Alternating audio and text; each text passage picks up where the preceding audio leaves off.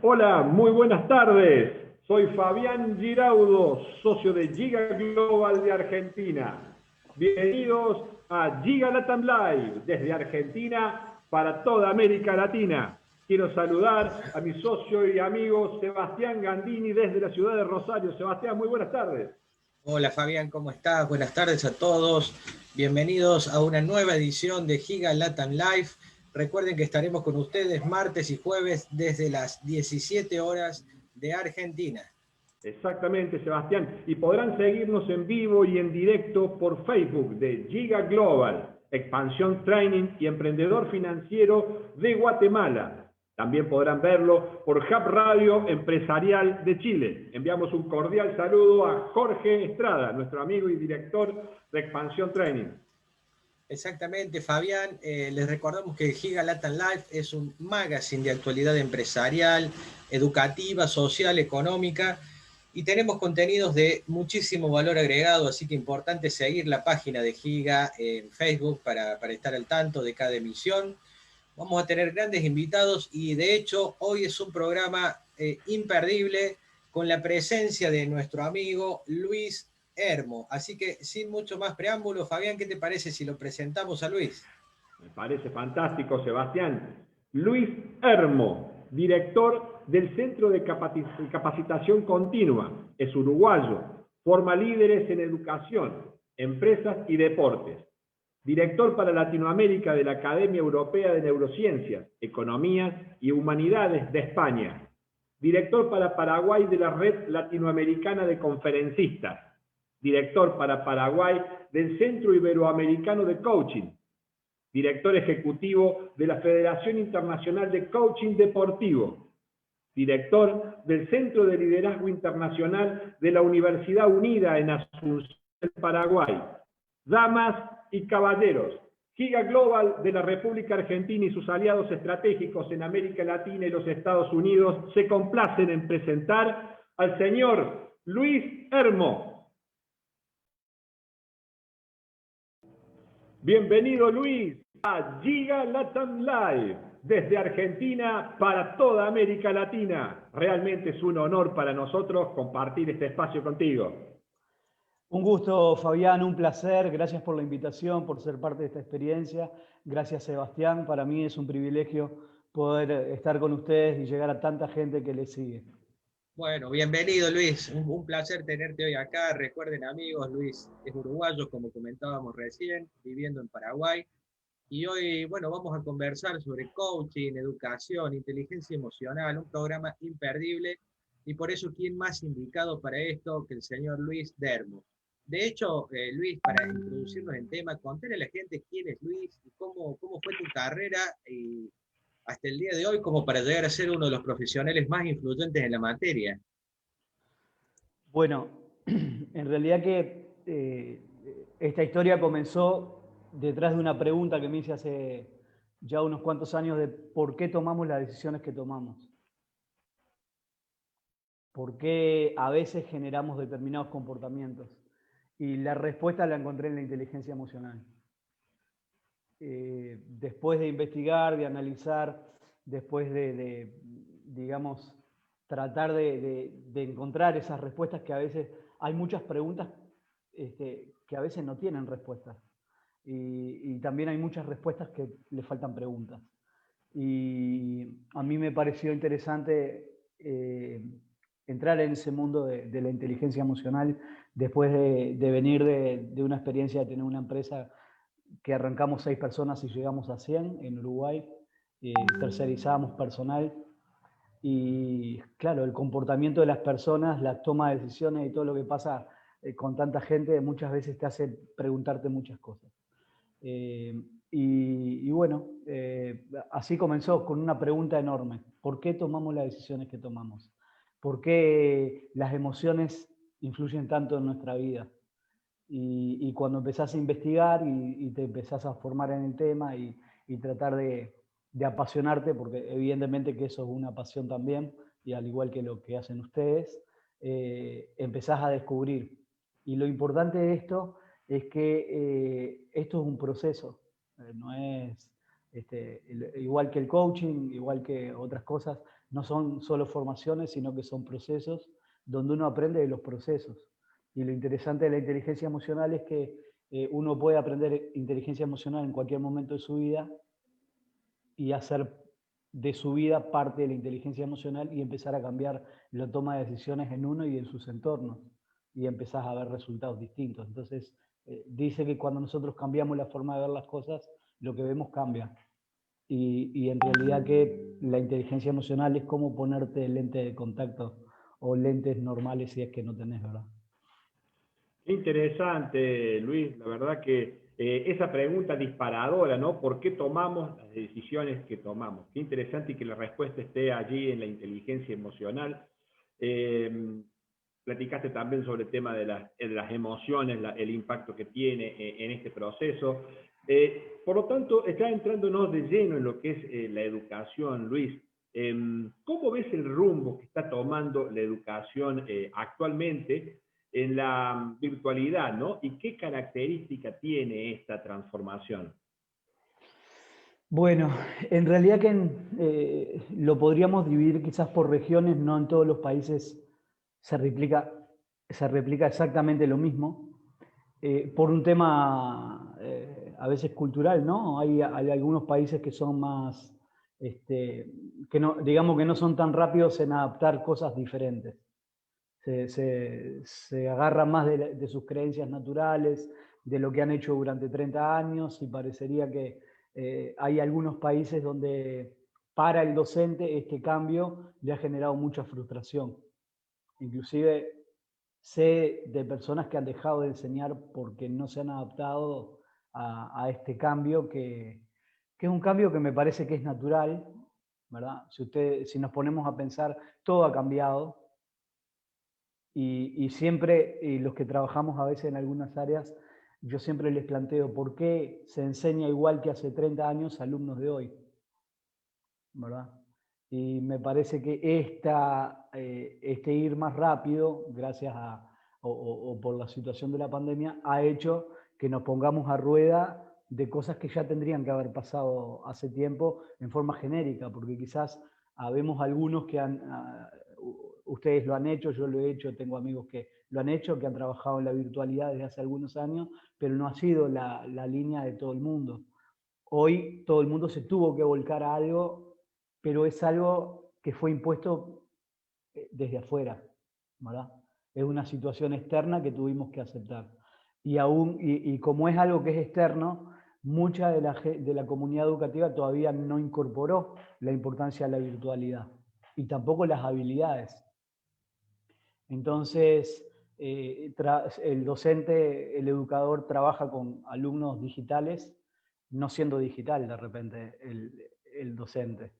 Entonces, el que se frustra más a veces es el docente que el alumno. Es un cambio, pero me parece que es un cambio que lleva a que tomemos otra vez decisiones diferentes y ponernos a pensar. Yo hace unos 4 o 5 años nosotros hacemos formaciones en coaching deportivo y en algunas otras áreas, también semipresenciales en ese caso, donde un 75% es online y un 25% es presencial, pero en un momento también me pregunté, ¿cuál es la educación del futuro? Si todo es digital, ¿cuál es la educación del futuro? Hace 5 años atrás.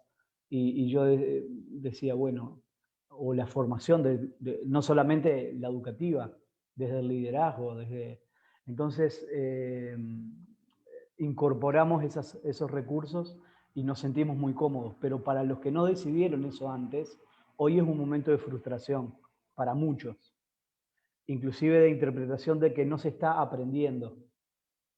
Y el no aprender tiene que ver con con la visibilidad y la esencia del docente en una plataforma virtual, que es el que necesita cambiar. Entonces, bueno, yo creo que nos vamos a una educación muy distinta. En otros países, en Europa, inclusive están empezando a cambiar las mallas curriculares, donde hay temas que ya no se tratan, ya se va más a lo que... Tenemos mucho contenido que no nos sirvió nunca para nada, que nos sirve como información, pero que no nos ha servido para utilizar en la vida real. Y yo creo que se va, por un lado, en un cambio de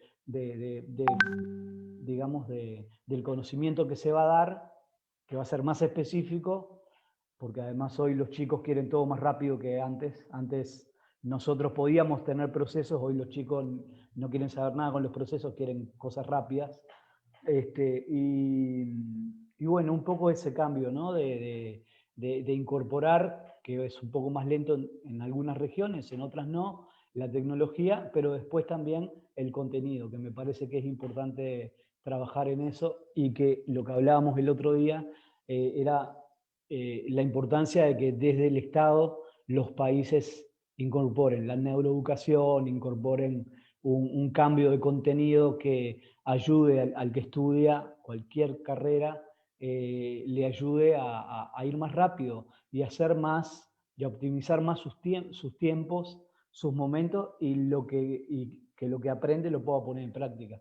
Porque muchas veces aprendemos cosas que después no las sabemos, nos sirve como conocimiento, pero no la utilizamos. Pero además, algo interesante que muchas veces la gente desconoce, los rioplatenses tenemos ese dicho que dice que el saber no ocupa lugar, pero en realidad en el cerebro sí ocupa lugar. Desde la neurociencia, cuanto más conozco,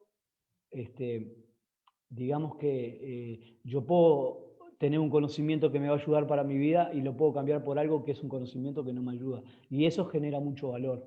No es aprendo todo lo que sea y que el conocimiento no ocupa lugar. En el cerebro o desde la neurociencia sí el conocimiento ocupa lugar.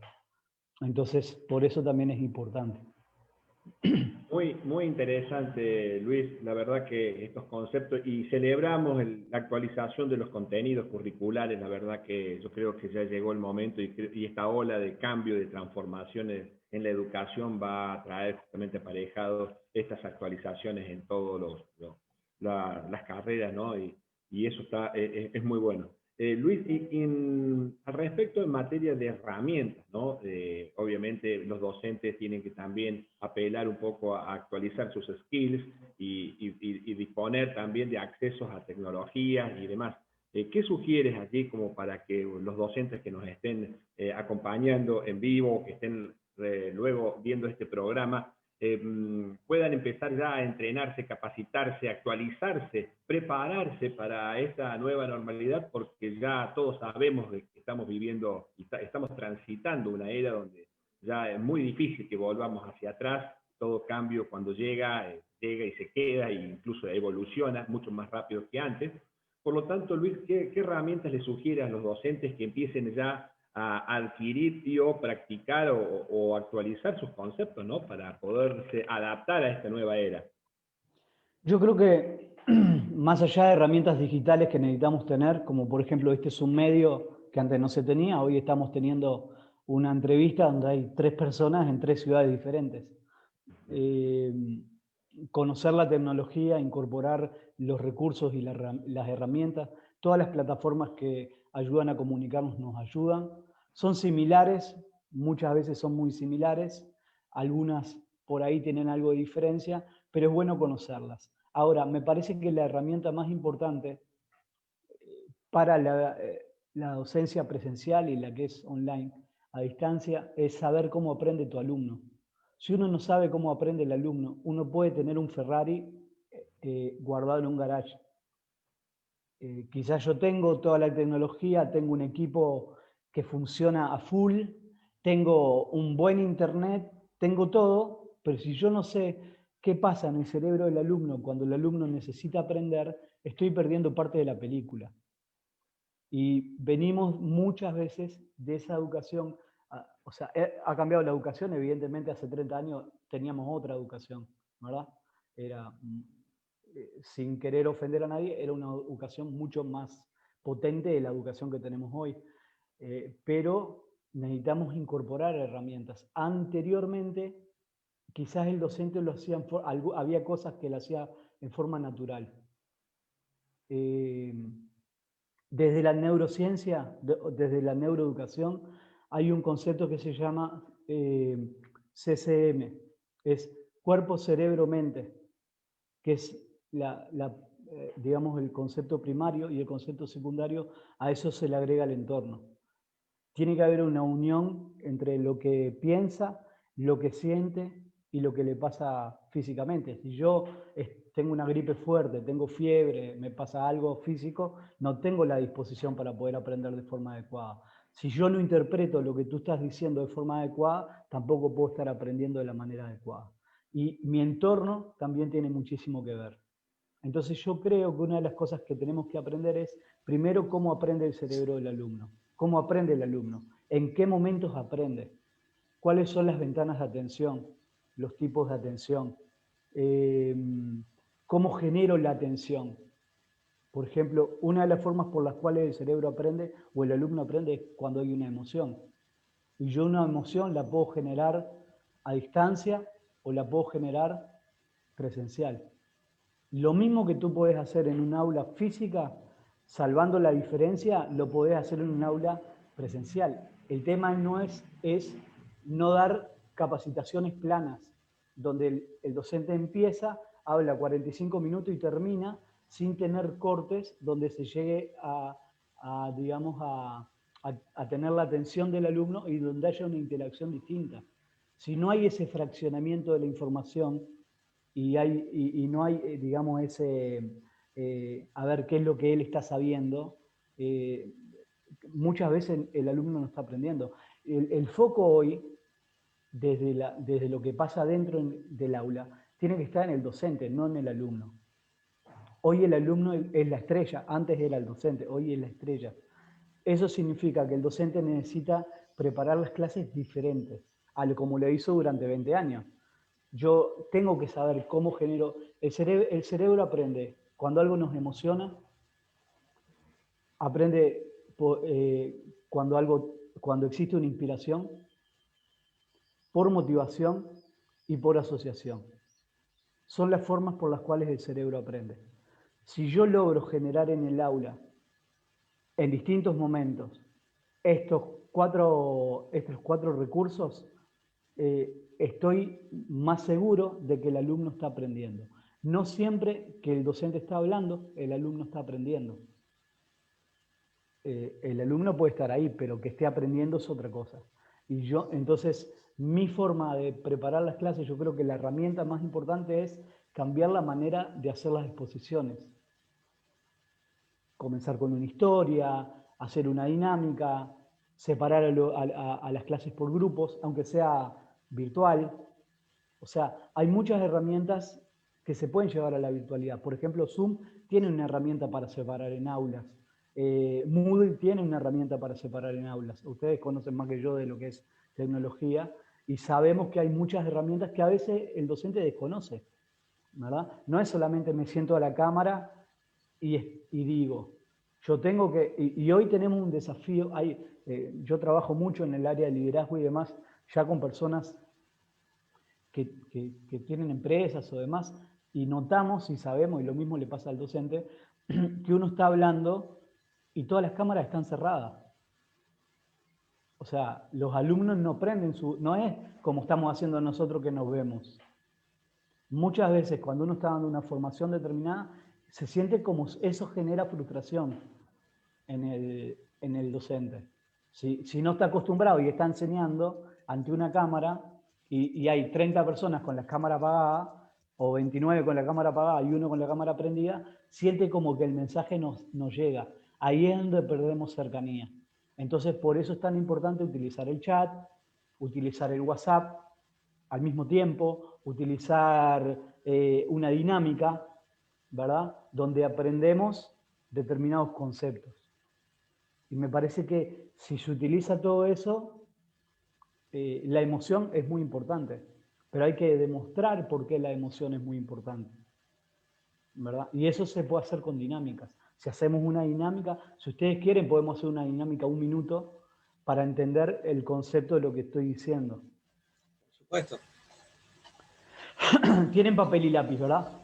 Papel y lápiz. Tienen para escribir. Sí. Sí, virome, papel. Bueno, como somos solo 3, o digamos son solo 2 los que están del otro lado, los porcentajes de que esto pase se achican un poco, porque cuando hay 30 es siempre el mismo resultado. Pero yo le voy a pedir que dibujen una casa.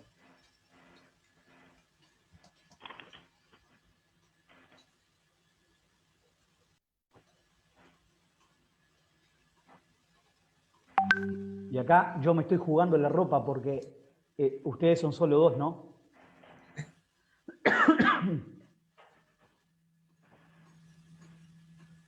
No necesita ser una casa. Listo, Ahora profesor. muy bien, ahora les voy a pedir que muestren la casa que dibujaron. Antes que muestren la casa, quizás la casa que dibujaron es una casa con techo de 2 aguas, puertas y ventanas. Y quizás la casa que dibujaron se parezca a la casa que dibujaban de niños. Posiblemente.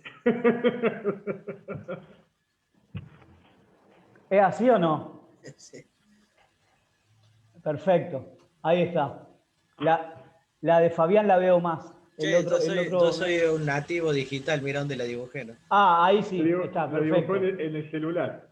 Perfecto. ¿Ustedes saben por qué dibujaron los dos la misma casa? Esto no lo hablamos nunca. O No, sea, no, no. esto surgió ahora. Esto es espontáneo. ¿Por qué ustedes dibujaron una casa similar? Porque cuando nosotros éramos niños y el docente te decía, chicos, dibujen una casa, para el niño la casa era su hogar y era su entorno. Eso generaba una emoción. Esa emoción se guardó en un área del cerebro que se llama amígdala del cerebro. Cada vez que existe una emoción, se guarda en la amígdala. Cuando yo les dije dibujen una casa, y acá hay solo dos, y los dos dibujaron la misma casa, con las diferencias de digital y demás, significa que entienden lo que quiero decir, que esa emoción Sí, tuvo claro. tanta fuerza que se guardó. Lo mismo sucede en la educación, y en la educación a distancia, y en la educación presencial. Nosotros tenemos un concepto que dice, no hay materias difíciles, hay docentes difíciles. Qué buen Porque concepto. porque la experiencia del alumno y el docente hace que la materia sea más llevadera o más difícil. En la medida que hay esa cercanía, el alumno se siente más identificado. Si se siente más identificado con el docente y hay más conexión, evidentemente va a aprender más. Si yo les pregunto a ustedes cuál era su materia más difícil, seguramente va a estar alineada a un docente, ¿verdad? Que les hacía la vida a cuadrito. ¿eh? Entonces, esas cosas también tenemos que aprender que eso lo podemos hacer. Esto es digital, lo hicimos digital esto. No, lo hicimos a distancia. Claro. No necesitamos estar... por eso quería hacer el ejercicio, para mostrar cómo aún estando a distancia podemos generar determinados conceptos o determinados procesos de aprendizaje. Importantísimo, Luis, esto y sin duda un gran aporte de valor a todos los docentes porque está claro y se desprende que en este proceso de transformación de la educación, el docente deja de ser la fuente de información para ser el moderador y el motivador del aprendizaje, ¿no? Tal como lo dijiste. Y al respecto, bueno, vos dirigís el Centro de Capacitación Continua, que sin duda es vanguardia en materia de todo esto que estamos hablando. Nos gustaría que nos cuentes un poco cómo nace ese centro de capacitación y qué enfoque tiene. Nació con la pandemia. ¿Se escucha, verdad? ¿Se me escucha así? Se escucha perfecto, Durante 6 años estuvimos dando conferencias en diferentes países de la región. Conferencias y trabajos con empresas. En Uruguay, en Argentina, en Paraguay, por supuesto, porque vivo aquí, estuvimos en México, en Colombia, en Perú hacemos muchísima cosa, en Bolivia. De un día para el otro, o sea, con cosas que hacíamos presencial y a veces semipresencial. Hacíamos los programas. Hoy soy director para Sudamérica de la Academia Europea de Neurociencia, Economía y Humanidades de España. Y también soy director para Paraguay del Centro Iberoamericano de Coaching. Y bueno, y algunas otras cositas más. Entonces trabajábamos siempre en formación desde el coaching, el liderazgo, la inteligencia emocional. Eso, coaching, liderazgo, inteligencia emocional y neurociencia, con esos 4 ejes trabajamos en el área de educación, empresa y deporte.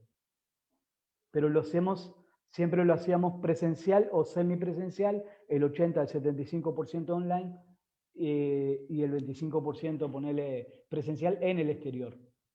Dentro de Paraguay era 100% presencial. Cuando apareció la pandemia, yo de un día para el otro me quedé sin nada. Al otro día tenía unas conferencias en una universidad, tenía programado para adelante 6 meses de trabajo, que de un día para el otro se desaparecieron.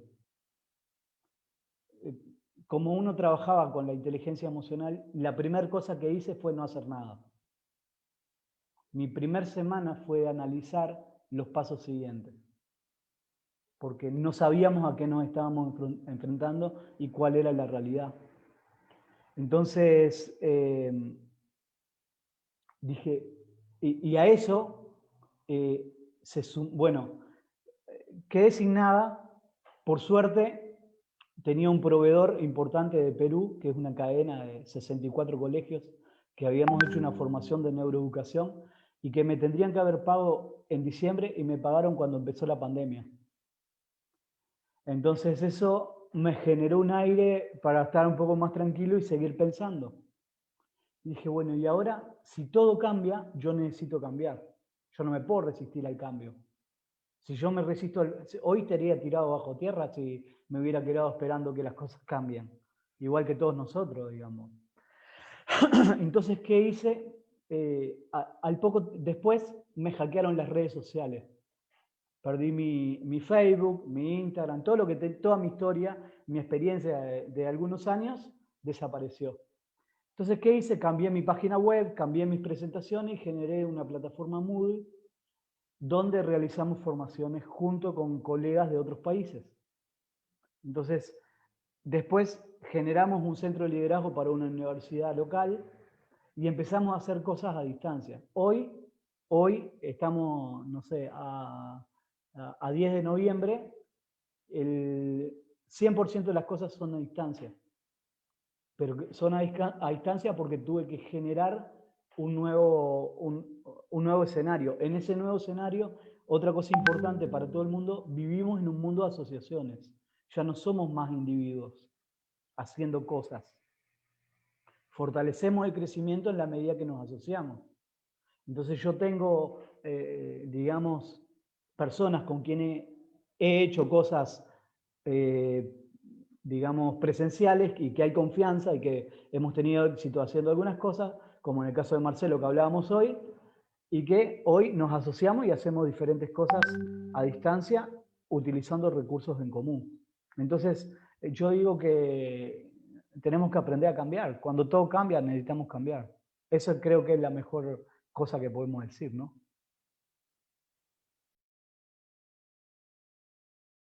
No se te escucha. Perdón que estaba muteado. Luis, la verdad que sí, que efectivamente unos conceptos muy interesantes. Atención, docentes, esto va a circular mucho en las redes, Luis, la verdad que una historia muy interesante. ¿Cómo nace ese centro de capacitación en medio de una situación tan compleja a nivel global, ¿no? Como es la pandemia que todos nos azotó. Pero por otro lado, Luis, eres autor de 6 libros. Uno de ellos, Inteligencia Emocional en la Educación. ¿Qué podemos encontrar en este libro y qué enfoque le has dado al mismo? La verdad que hace años que lo escribí, capaz que Sebastián te va a decir más que yo, porque creo que lo leyó hace poquito, pero en realidad el concepto es de mostrar eso que yo estaba diciendo, ¿verdad? La importancia de conocer cómo funciona la inteligencia emocional, que hay habilidades que necesitamos desarrollar, autoconciencia, autocontrol, motivación, empatía, relacionamiento social, que esas habilidades desarrollarla en el caso de la educación, y lo mismo pasa en la empresa y demás, son vitales. Yo no puedo conocer, si no conozco lo que es la inteligencia emocional, me estoy perdiendo gran parte de la película. Entonces ahí hablamos de qué es la inteligencia emocional, es cómo las cosas que suceden influyen en mí, cómo influyen en los demás, cómo saber y entender el concepto de gestionar las emociones. Las emociones no se cambian, se gestionan, tampoco se evitan, se viven, se gestionan. Yo no puedo, yo puedo tener miedo a hablar en público, pero puedo aprender a gestionar el miedo a hablar en público. Y es un concepto muy distinto entre no tener más y gestionarlo. Porque cuando yo gestiono una emoción, hago que la emoción esté, digamos que a mi servicio, no yo al servicio de la emoción. Somos 95% emocionales. El 95%, el 90% de las decisiones que tomamos en nuestra vida, aunque sea comprar un televisor, son emocionales. Y lo que hacemos racionalmente es justificar las decisiones que tomamos emocionalmente. Entonces, una de las cosas que encontramos es eso, qué es la inteligencia emocional, cuáles son sus habilidades. Hablamos de cómo aprende el cerebro, los conceptos que hablé anteriormente, y bueno, tratamos de brindar al lector recursos que puedan llevar en su vida real. Hay algunas experiencias. Lo de la emoción es vital. Y uno de los conceptos importantes que tiramos en el libro es que el cerebro aprende. También que para el cerebro todo es real. Nosotros podemos interpretar, cuando vemos una película y esa película nos emociona, para nosotros es una película, pero para el cerebro está sucediendo. El cerebro no interpreta si es una película o algo que sucede ahora. Cuando nosotros recordamos algo que vivimos hace 20 años atrás, 30 años atrás, para el cerebro lo está viviendo de nuevo. Para nosotros es un recuerdo, pero lo que se genera internamente es similar a lo que se generó en el momento del suceso. Entonces hablamos de la importancia de la emoción en el aula, de cómo esa emoción, venimos de generaciones donde si no hacías te ponían en penitencia, ¿verdad? Y te ponían detrás de una puerta o lo que fuere, y después no tenías una buena nota y todavía llegabas a tu casa y tu madre te daba, ¿verdad? Entonces, a veces venimos de culturas o de generaciones donde se generaban determinadas huellas emocionales que hacían que después, en el correr del tiempo, uno tenga una perspectiva de un episodio que muchas veces no era bueno. No aprendemos en base al dolor. El cerebro, cuando un docente genera una reprimenda a un alumno y lo expone, lo que hace es generar una emoción que no es a veces positiva, porque el alumno lo que recuerda después no es lo que aprendió, sino la experiencia. Entonces, a veces con recursos sin saber, también pasa que muchas veces como líderes o como docentes, queriendo motivar, frustramos. Porque yo te llevo al límite, pero ese llevarte al límite, si es sin los recursos adecuados, yo te puedo estar frustrando. O te puedo estar generando una creencia que te separe de tu éxito. ¿Verdad? Entonces, la comunicación, el cómo decimos, el qué decimos, lo que generamos en los demás, las creencias que generamos en los demás, todo eso tiene un resultado algún día. Y por eso cada vez más decimos que el docente, el maestro, necesita ser mucho más transformador que, como decían ustedes, alguien que comunica un conocimiento, porque hoy el conocimiento lo tenemos todos. Hoy con un clic cualquier alumno puede saber lo que es la inteligencia emocional. Entonces yo tengo que generar experiencias en el alumno que entienda por experiencias reales lo que está viendo en una página web o en un video. Exactamente, la verdad que es un libro, tuve oportunidad de leerlo y súper recomendable, muy dinámico y muchísimo valor para los docentes. Y bueno, si algo sabemos de Luis Hermo es que no se queda quieto, y presentaste hace poco también el Congreso de Neuroliderazgo para Empresa y Educación. ¿De qué se trata? ¿De qué se trató esta materia y qué enfoque tenía Luis?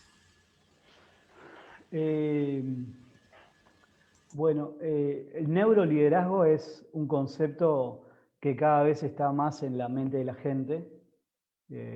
Yo lidero, o sea, las empresas contratan cerebros, no personas. O sea, somos personas, pero contratan tu cerebro. Personas que puedan tomar decisiones con las cuales la empresa pueda sobrevivir. Cuando hablamos de neuroliderazgo es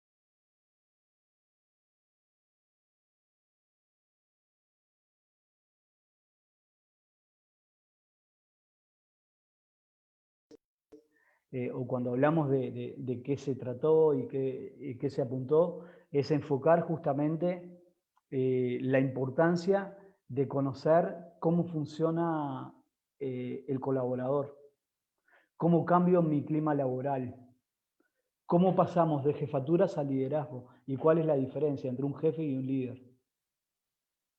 En alguna de las empresas o en varias de las empresas que conocemos, los problemas más graves son de relacionamiento interno, no son problemas técnicos. No es que yo no sé hacer tal cosa. Y esto también viene en base a una deficiencia de formación, donde en casi todos los países de la región tratamos de formar técnicos que tengan muy buena nota. Pero que tengas buena nota no significa que puedes gestionar una situación crítica. Cuanto más técnico soy, más difícil me es entender algo más emocional. Porque toda mi estructura es justamente estructurada. Entonces, la interpretación, la conversación con alguien que está cerca para entender lo que le sucede, ahí entra la empatía, entra un montón de cosas. Hoy, el líder de hoy necesita influir en su gente. En las empresas que generan innovación, tienen una persona dentro del departamento de capital humano, recursos humanos, como les quieran decir. En realidad no son recursos humanos, es capital humano, pero en algunos países todavía figura ese término de recursos humanos. Tienen una persona dentro del departamento de capital humano que se encarga de las personas, de cómo se siente Luis, cómo se siente Sebastián, cómo se siente Fabián. ¿Por qué? Porque somos lo que sentimos. Yo puedo ser muy bueno haciendo lo que hago, pero si no tengo un buen día, eso que yo hago en forma normal, con un buen desempeño, ese día no lo tengo igual. Entonces volvemos a lo mismo, utilizamos recursos de inteligencia emocional, pero si ese líder no entiende que tiene que conectar con su equipo, no puede liderar, simplemente está siendo un jefe. Y en las últimas generaciones no funcionan con jefes, funcionan con líderes. Por eso la rotación en las empresas. Entonces, un poco ese tipo de cosas son las que se trataban en el Congreso y las que hemos tratado de explicar, de que cambió también el formato hoy los chicos hacen cuando te ven hacer, ¿verdad? No es lo que tú le decís, es lo que te ven hacer, eso tiene más poder. Antes no, antes venimos generaciones donde lo que se sabía era obedecer, pero cuando uno obedece no genera un cambio, simplemente está obedeciendo. El cambio viene cuando uno se transforma, y cuando uno se transforma es porque hay una conexión entre el líder y la persona con la que trabaja. Una persona quizá no es puntual, llega siempre tarde.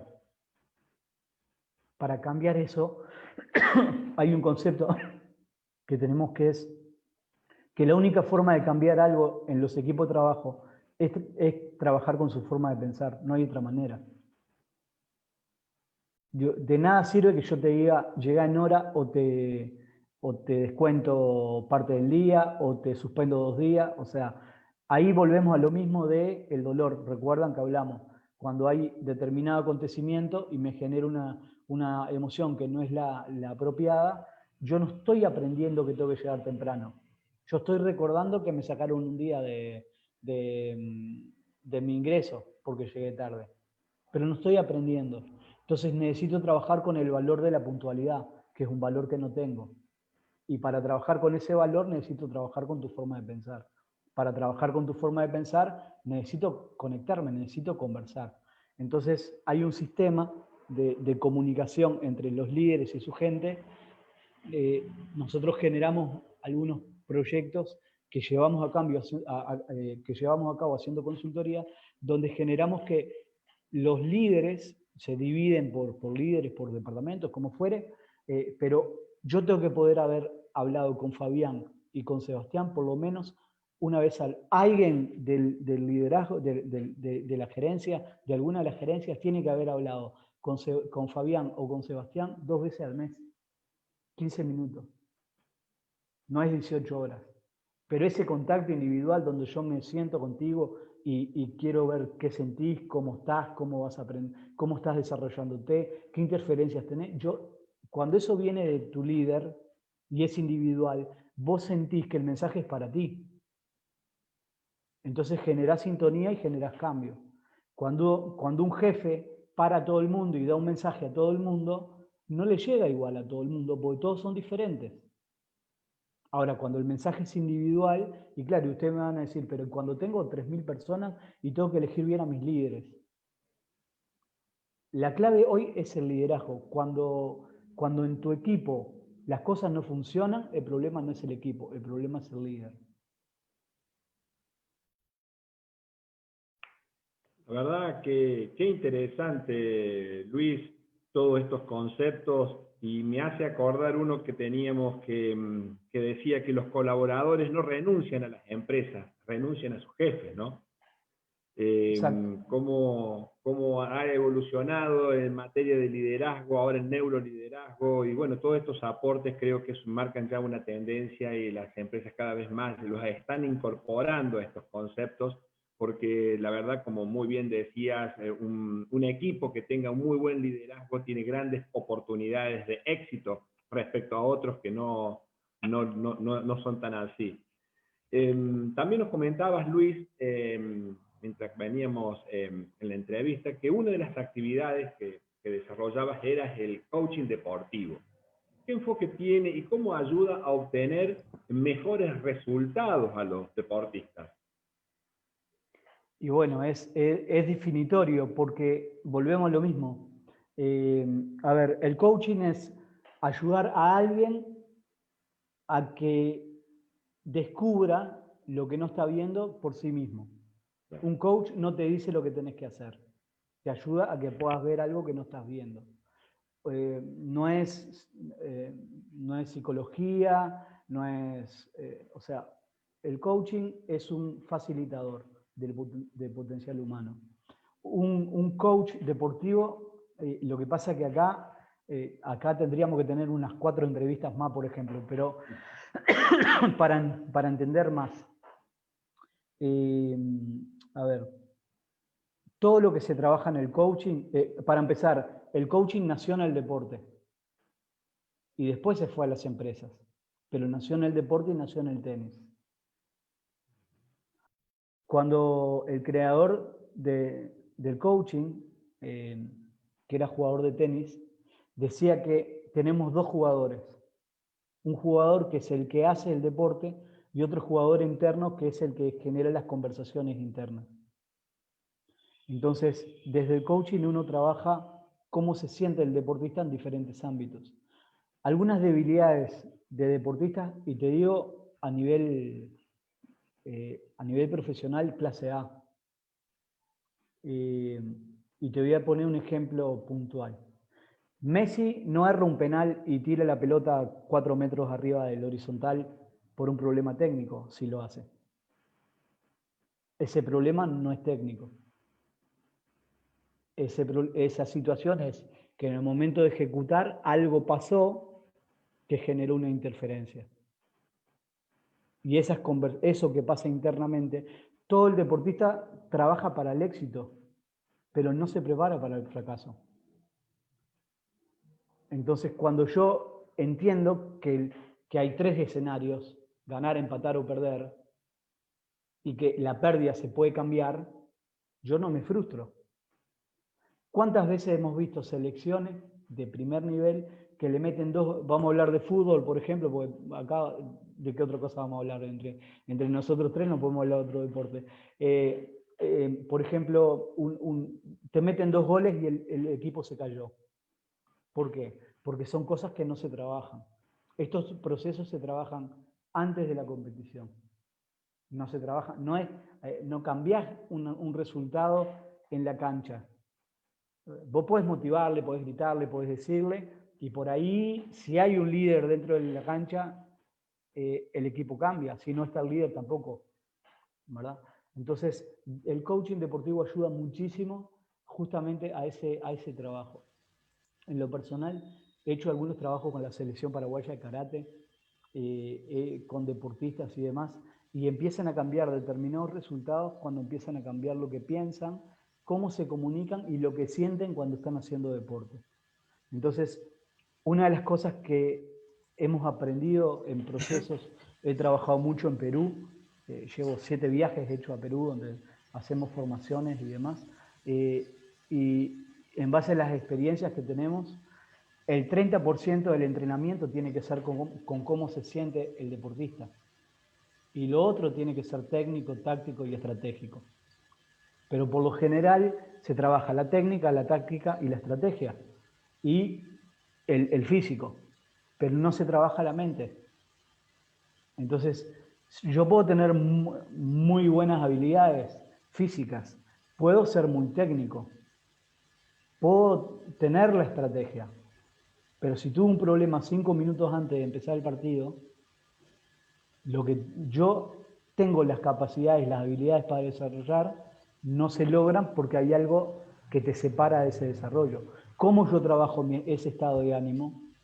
¿Cómo trabajo mis conversaciones? ¿Cuántas veces escuchamos a un técnico decir, perdimos porque la cancha no era la adecuada? ¿Verdad? El campo no era el adecuado. Pero el campo es el mismo para los dos. Perdimos porque el estado del tiempo no era el más, pero el viento hay para los dos. Llueve de los dos lados de la cancha, no llueve de un lado solo y del otro lado hay sol.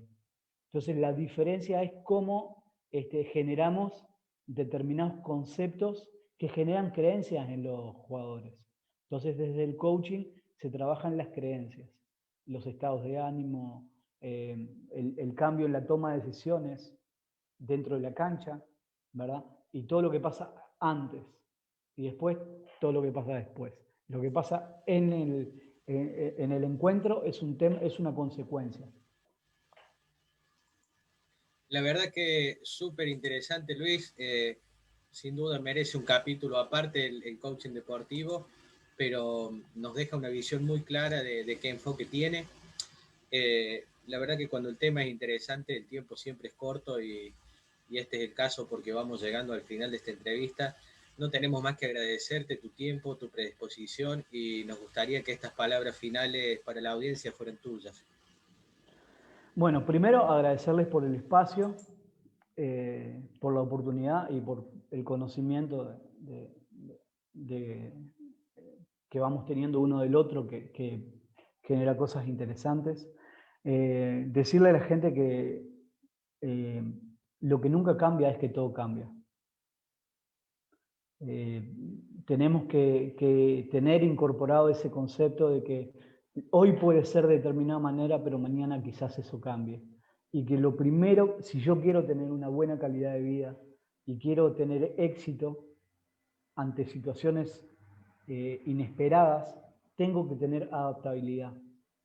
Una de las cosas más difíciles para el cerebro es generar una neuroplasticidad, que es ese cambio de un hábito, de una toma de decisión.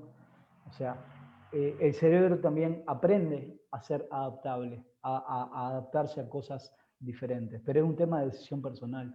Yo me puedo, como decimos en Latinoamérica, morir con las botas puestas, ¿no? No, esto es lo que yo pienso y todo lo demás no me importa. Pero eso me aleja de mi éxito, ¿verdad? Y uno tiene que tener la adaptabilidad de entender, resulta que esto era bueno para mí hace 5 años, pero hoy necesito generar un cambio. Que esto cambie no significa que yo soy otra persona, significa que entiendo diferente. Y ahí está el crecimiento. Entonces, yo creo que el mensaje más importante es el aprender que las emociones son importantes en nuestra vida y la adaptabilidad que necesitamos tener.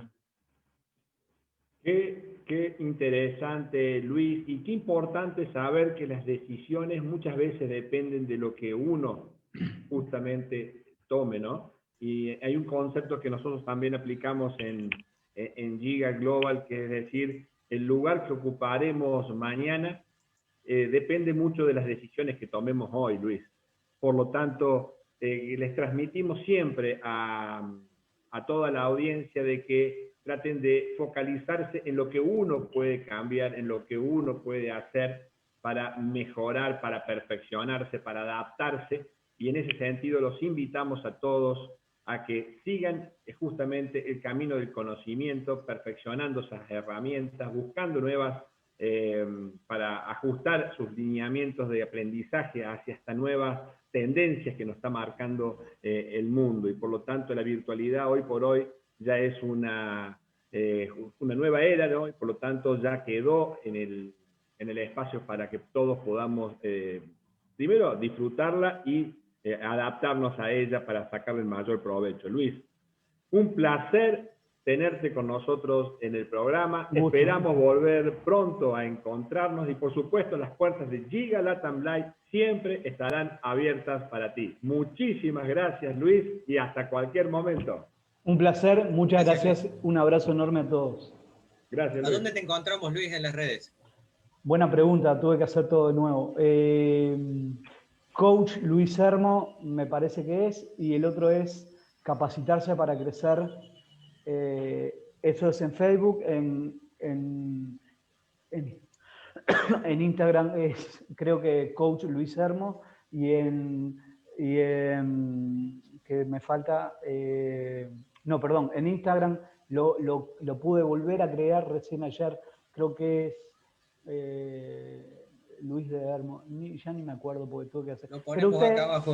Ustedes pongan por ahí y... Los ponemos en los comentarios, Luis Hermo. Exactamente, lo ponemos en los comentarios.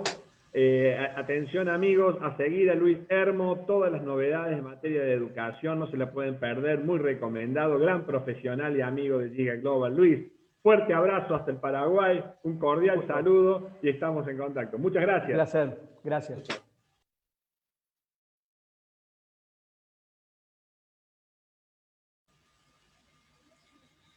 Bueno, excelente entrevista con Luis. Le mandamos un gran saludo, le agradecemos haber estado con nosotros hoy.